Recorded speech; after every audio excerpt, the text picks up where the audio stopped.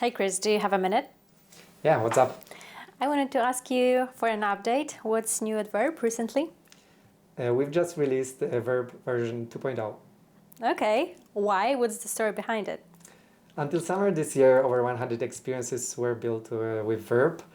We've gathered a lot of insights, and that's why we redesigned the core infrastructure to lower the latency. And we also introduced new dashboards, so it's easy to configure and maintain Virbe in multiple channels, in line with our vision of create once, deploy everywhere.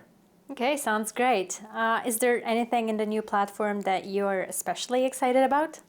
Yeah, for me, the most exciting part of the platform is our conversational flow editor. It's a visual drag and drop editor that allows anyone to create AI assistants that utilize LLMs, but also follow structured flows. It's a super simple, but also powerful tool.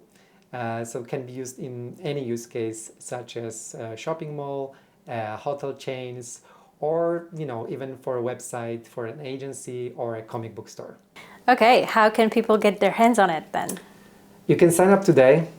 We currently have special discounts. First comes, first serve. Details below. So yeah, can't wait to see what you will create with the platform. Awesome, thanks.